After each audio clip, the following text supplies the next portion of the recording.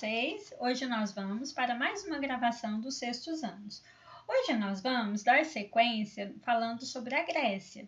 Lembrando, estamos na apostila volume 4, estamos estudando o capítulo 1. Na aula passada, nós falamos sobre a Grécia, uma mistura de povos e a formação, como se deu a formação da Grécia. Bom, vamos dar sequência falando sobre as primeiras polis.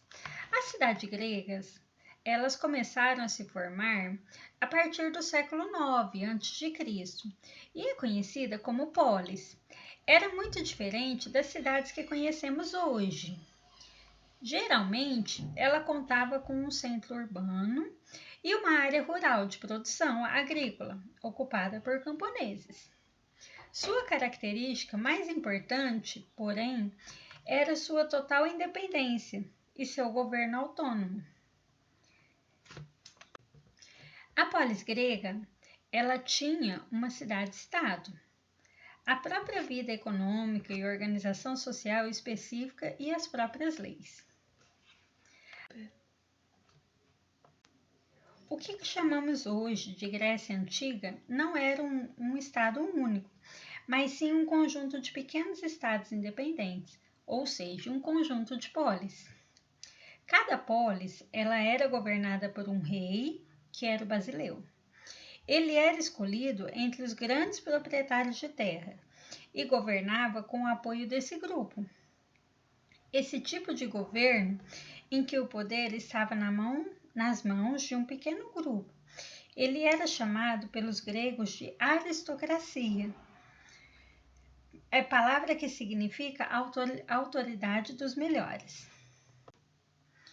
E entre os séculos 7 a.C. e 6 a.C., os gregos criaram muitas polis, tanto na Península Balcânica como em outras regiões. Elas se espalharam por um vasto território, que ia da Ásia Menor e das ilhas do Mar Egeu, passando pela Península Balcânica e pelo norte da África, até a Sicília e a região onde está a Espanha, na Península Ibérica.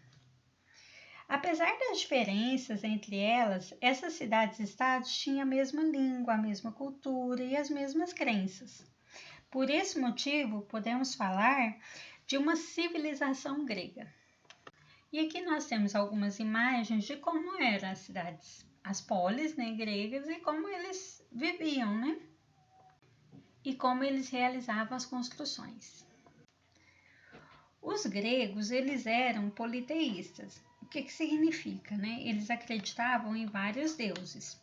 E cada divindade tinha um atributo especial. E havia o deus do mar, a deusa do amor e assim por diante. E de acordo com a mitologia grega, esses deuses viviam no Monte Olimpo, o mais alto da Grécia. Havia 12 principais deuses. O mais importante de todos era Zeus. Zeus era deus do trovão. Aqui nós vamos falar das características de cada um dos principais deuses, que nós tínhamos na Grécia. Como eu tinha falado, o primeiro Zeus, deus do trovão. Depois nós temos Poseidon, que é irmão de Zeus, e senhor dos mares. Hades, então, deus da guerra. Ares, deus da guerra. Hades, o deus do submundo. Aí depois nós temos Hera, deusa da fertilidade. Hestia, deusa do fogo e dos lares. Atena, deusa da sabedoria. Apolo, deus da música e do sol. Afrodite, deusa do amor e da beleza. E Hermes, deus mensageiro.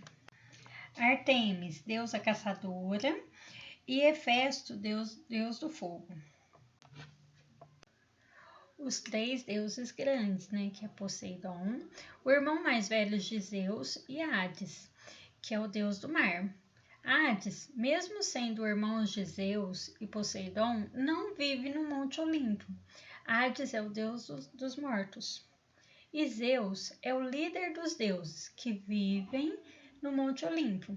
Ele impõe a justiça e a ordem, lançando relâmpagos, construído pelos ciclopes. E aqui nós temos uma imagem dos 3 grandes deuses, né, que é Hades, Poseidon e Zeus. As atividades dessa semana. Vocês vão realizar as atividades da página 14, o exercício 1 e 2. E na página 19, teste seus conhecimentos 1 e 2 e interpretando documentos 1 e 2. Até a próxima aula, pessoal. Abraço!